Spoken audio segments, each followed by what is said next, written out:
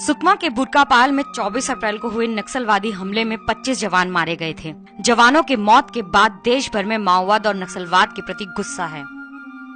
नक्सलवाद और सेना के झगड़े में आदिवासियों को पिसना पड़ता है। सुप्रीम कोर्ट भी कह चुका है कि आदिवासियों की जमीन सरकार द्वारा हड़पे जाने से नक्सलवादी पैदा होते हैं। ऐसे में रायपुर सेंट्रल जेल में सहायक जेल अधीक्षक वर्षा डोगरे की एक फेसबुक पोस्ट से विवाद बढ़ गया है। वर्षा डोगरे ने फेसबुक पोस्ट में बस्तर के हालात को लेकर सरकार को कटघरे में खड़ा किया है। उनकी इस पोस्ट पर जेल महानिदेशक गिरधर नायक ने जांच के निर्देश दिए हैं। वर्षा डोगरे ने अपनी फेसबुक वॉल पर लिखा, मुझे लगता है एक बार हम सबको अपने गिरेबान झांकना चाहिए। सच्चाई खुद ब खुद सामने आ जाएगी। घटना में दोनों तरफ से मरने वाले अपने देशवासी हैं, भारतीय हैं, इसलिए कोई भी मरे तकलीफ हम सबको होती है। पूंजीवादी व्यवस्था को आदिवासी क्षेत्रों में लागू करवाना, उनके जल जंगल जमीन को बेदखल करने के लिए गांव का गांव जला देना, आदिवासी महिलाओं के साथ दुष्कर्म, आदिवासी महिला नक्सली है या नहीं ये जानने के लिए उनके स्तनों को निचोड़कर देखा जाता है। टाइगर प्रोजेक्ट के नाम पर आदिवासियों को उनके जल जंगल जमीन से बेदखल करने की रणनीति बनती है, जबकि संविधान की 5वीं अनुसूची के अनुसार किसी सैनिक या सरकार को इसे हड़पने का हक नहीं है। आखिर ये सब कुछ क्यों हो रहा है? नक्सलवाद का खात्मा करने के लिए लगता नहीं।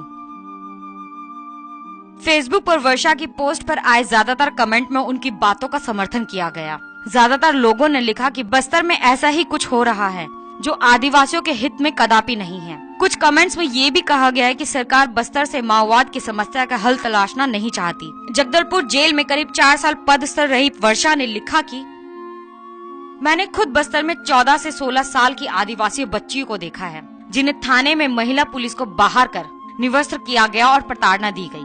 उनके दोनों हाथों की कलाइयों और स्तनों पर करंट लगाए गए। मैं सिहर उठी थी।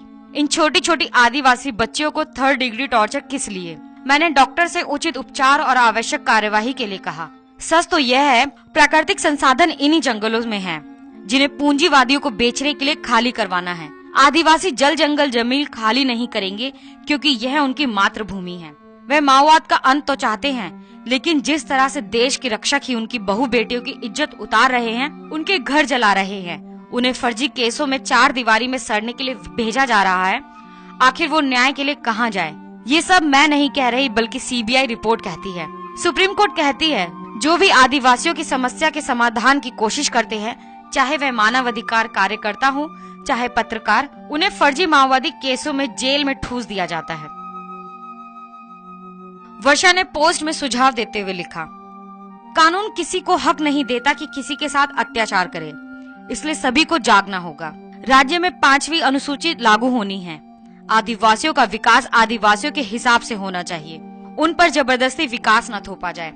जवान हो या किसान, सब भाई भाई हैं। एक दूसरे को मारकर ना शांति स्थापित होगी और ना ही विकास।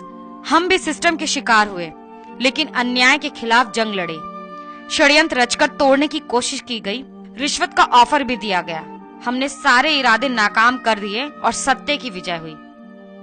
Bureau report, national Dastak.